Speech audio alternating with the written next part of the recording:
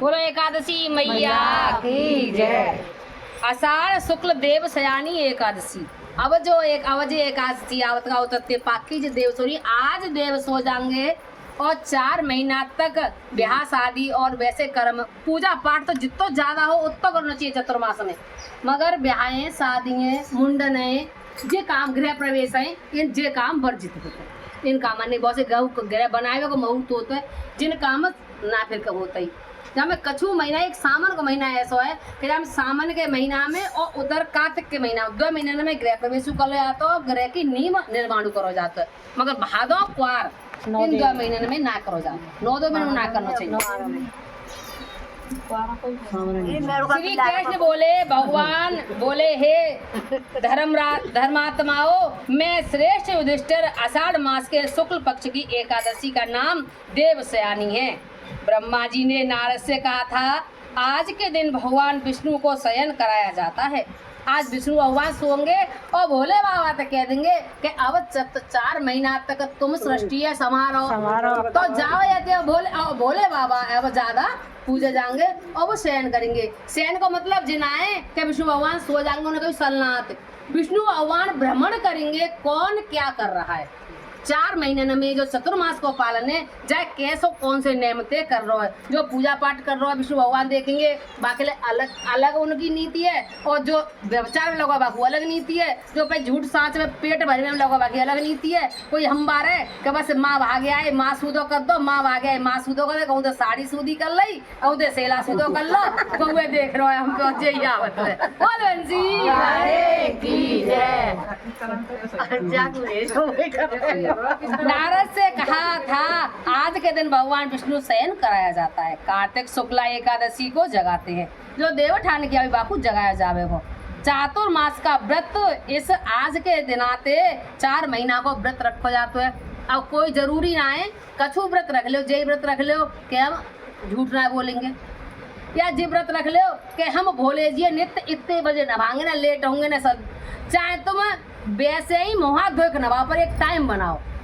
कोई नेम ले कोई नेम 4 महीने तक साधो। अब कैसा नेम हो अब एक तो ऐसा और हो कि एक तो डेली भोले बाबा पे जल चढ़ा के आओ तो फूल चढ़ाओ तो बड़ा बटो तो सवेरे तई बोले की पूजा बोले और पूजा करके आओ तो एक जातो कपड़ा एक जातो भगवान बोल बंसी एक भगवान जातो और वहाँ में भोले बाबा में जातो तुक के डेल मारतो पिंडी पे रोजीना रे जाना और डेल मार के भागे आओ कत्तो। अब पूजा पाठ करतो रोज एक डेल मार तो अब बारिश दनी भयंकर बारिश भई के पानी भर गो माँ जावे लाख समय रहो। अब वो पूजा करतो का वो बोलो कि अब पार करके जाऊं सवरा भीज जाऊंगो जो गंदो बंदो पानी है पूजा कर लेंगे भगवान माने मई ते हाथ जोड़ के लौट गो।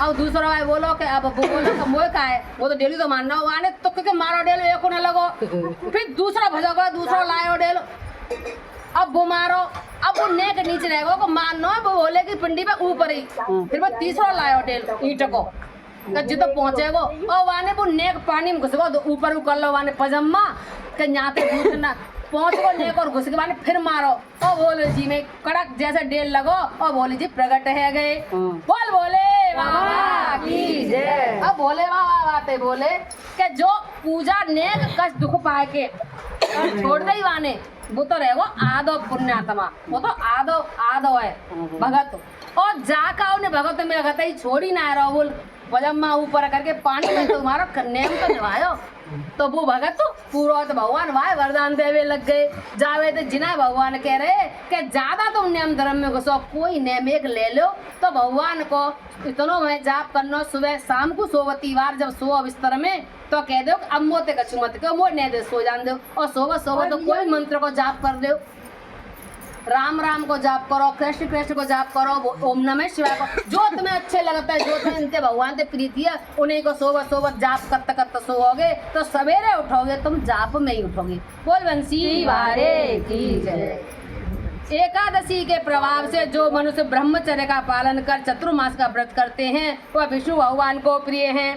शिवलोक में उनकी पूजा होती है। अब भगवान प्यारे तो विष्णु भगवान है और पूजा काम की रही है शिवलोक में कैलाश पे शिव जी के यहाँ पूजा है रही है। अब भगवान की माया हम तो ना समझ रहे।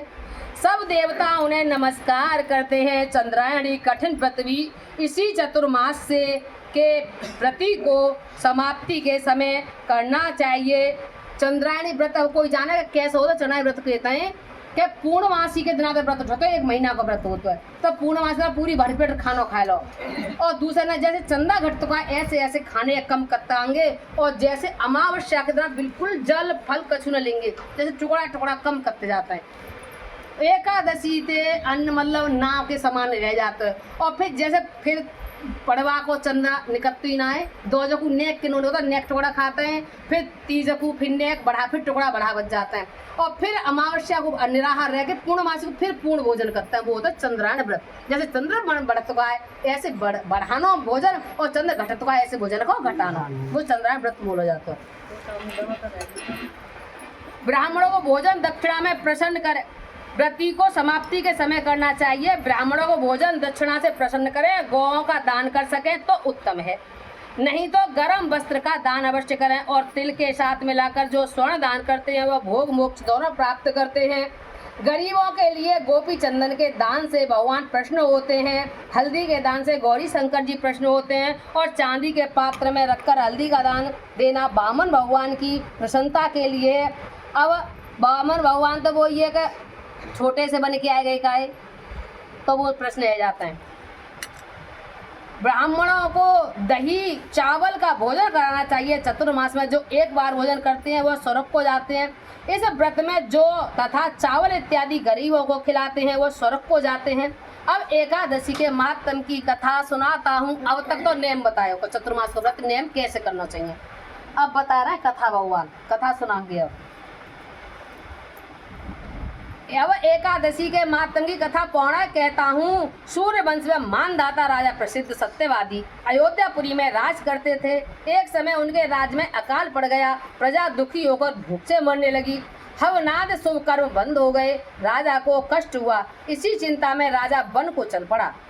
अंगिरा ऋषि के आश्रम में जाकर कहने लगा, हे सप्तऋषियों में श्रेष्ठ अंगिरा जी, मैं आपकी शरण में आया हूँ। पापों से प्रजा को दुख मिलता है और मैंने अपने जीवन में किसी प्रकार का कोई पाप नहीं किया है। राजा मतलब आजकल घर को राजा मैन होता है, जो सबसे मुड होए वो राजा माना जाता है। और जो प्रजा को राजा होता है वो राजा होती है कि प्रजा को राजा। तो जब खुद दुखी रह ले पर प्रजा दुखी न रखे, खुद भूखो रह ले प्रजा भूखो न रखे। कुछ नेम राजा के होता है, ऐसे ही घर के राजा मेन होता है, मुड होता है तो वो घर को राजा है। हर चीज के नियम और मर्यादा कुछ पालन करना पड़ता है। अब पूछे मैंने ऐसा कोई पाप ना करो, फिर मेरी प्रजा भूखी है, चो है अकाल चो पड़ो है। हवनाद कर्म बंद हो गए। राजा श्रेष्ठ अंगिरा ऋषि के आश्रम जाकर कहने लगे, सप्तऋषियों से श्रेष्ठ अंगिरा जी, मैंने आपकी शरण में आया हूँ। राजा के पापों से प्रजा को दुखी मिलता है और मैंने अपने जीवन में किसी प्रकार का कोई पाप नहीं किया। अब दिव्य दृष्टि से देखकर कहो अकाल क्यों पड़ा, इसका कारण क्या है, अकाल क्यों पड़ो है, देखो कारण बताओ।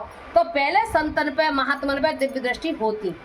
दिव्य दृष्टि आज कछु सिद्धि कर लेते हैं, उन पे कर्ण विद्याएं, वो कर्ण विद्या थे, कछु बताए देखकर कहने लगे अकाल क्यों पड़ा। अंगिरा मुनि बोले, सतयुग में ब्राह्मणों का वेद पढ़ना और तपस्या करना धर्म है, परंतु आपके राज्य में आजकल एक शूद्र तपस्या कर रहा है। शूद्र को मारने से दोष दूर हो जाएगा, प्रजा सुख पाएगी। मानदाता बोले, मैं उस निरपराध तपस्या करने वाले शूद्र को न मारूंगा। आप इस कष्ट को कैसे छूटेगा, कोई सुगम उपाय बतलाइए। अंगिरा ऋषि ने कही, वो शूद्र तपस्या कर रहा है, बाकी तपस्या ते मतलब अकाल पड़ो, तुम्हारे पास शूद्र मार दो तो मुझे करे, बाकी कोई पाप हो पूजा करते मैं कैसे मार दूं, बल्कि ना मार पाऊंगा। और कोई उपाय हो तो मैं बता दे। ऋषि राजा से बोले, मैं आपको सुगम उपाय बतलाता हूँ। बेले भगवान संतो सब पश्चात देखते हैं। तो पहले उन्होंने बताया, अब दूसरा उपाय कौन सा बताएंगे, सुनो। भोग तथा मोक्ष देने वाली देवस्यानी एकादशी है, इसका पूरा व्रत करो, उसके प्रभाव से चतुर्मास तक वर्षा होती रहेगी। इस एकादशी का व्रत सिद्धियों को देने वाला तथा उपद्रव को शांत करने वाला है। मुनि की शिक्षा से मानदाता ने प्रजा सहित पद्मा का व्रत किया और कष्ट से छूट गए। इसका मातम पढ़ने या सुनने से अकाल मृत्यु का भय दूर हो जाता है। आज के दिन तुलसी का बीज पृथ्वी या गमले में बोया जाता है, जो महान पुण्य होता है। तुलसी की पावन से या यमदूत भय पाते हैं। जिनका कंठ तुलसी माला से सुशोभित हो, उसका धन्य जीवन समझा जाता है। बोलो कृष्ण कन्हैया लाल की जय, बोलो एकादशी मैया की जय।